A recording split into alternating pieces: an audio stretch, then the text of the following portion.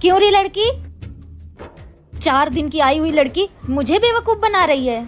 क्या हुआ माँ जी? ये गहना नकली है, मुझे बताया क्यों नहीं? अच्छा, तो आप इसे बेचने भी चली गई? नहीं, मैं तो बस चेक कराने गई थी कि असली है कि नहीं, पर ये तो नकली निकला। आपका बेटा भी तो नकली निकला। 5 साल प्यार करने के बाद शादी किया, फिर ऊपर से दूसरी लड़की लेकर आ रहा है इसी घर में। ऐसी हरकतें तो नकली मर्द की हो सकती है ना। मैं तो गरीब परिवार से हूँ, इसलिए मेरे पास असली सोना नहीं है, लेकिन आपने अपने असली बेटे को अपने परवरिश से नकली बना दिया। अब ये गहने मुझे दे दीजिए। ये ले, इसका मैं करूँगी भी क्या?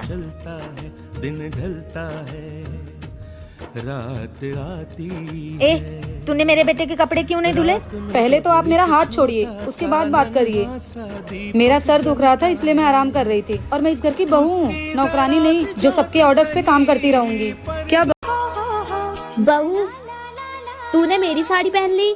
हाँ तो क्या हो गया मम्मी जी, मैंने आपकी साड़ी पहन ली तो मुझे ये अच्छी लगी तो मैंने पहन ली।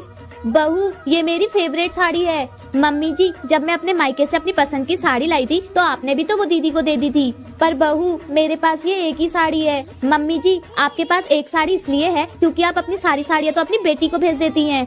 तुझे बड़ी जलन हो रही है मेरी बेटी से, तेरी माँ तुझे नहीं देती है क्या? मम्मी जी, आप मेरी माँ को बीच में मत लाओ। हाँ तो ठीक है, तू भी मेरी साड़ी मुझे दे, ये मेरी साड़ी है। हाँ तो मम्मी जी, कल ले लेना अपनी साड़ी। मम्मी जी, आप अपनी बहन के पास जा रहे हो ना?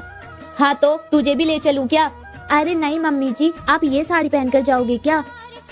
हाँ तो इतनी अच्छी तो है, कौन सी बुरी लग रही है? मम्मी जी, आप ये साड़ी पहनकर जाओ, आप पर बहुत अच्छी लगेगी।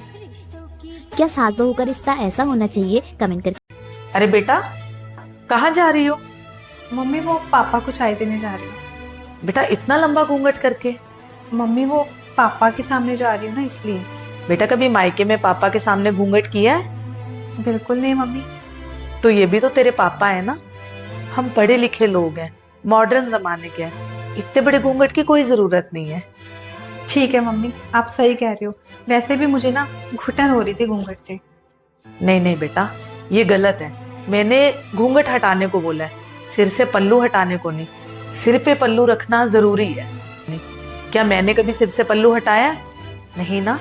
यही हमारे भारतीय संस्कार है, यही एक तरीका है जिससे हम अपने बड़ों को इज्जत दे सकते हैं। हाँ आप सही कह रहे हो मम्मी, मैं समझ गई आप क्या समझाना चाह रहे हो।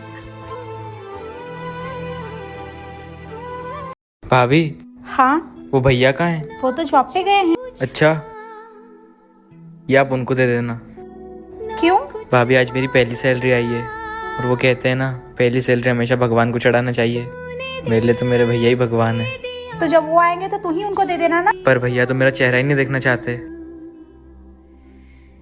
वो मुझे 500 रुपए चाहिए थे, दोस्तों के साथ बाहर घूमने जाना है। 500 क्या 1000 ले ले, कभी इधर जाना कभी उधर जाना है, और तुझे दिन भर करना क्या होता है? तेरे जैसा भाई होने से अच्छा भाई ना ही हो। ले कर दिए, और तेरे में थोड़ी शर्म बची हो ना तो अपनी कभी शक्ल मत दिखाना। छोटे, तो उनकी बातों का बुरा मत मानना। भाभी, भगवान की बातों का कोई बुरा मानता है क्या? भाभी, भैया ने अगर मुझे उस दिन ताना नहीं मारा होता तो मैं आज भी निकम्बों की तरह जी रहा होता।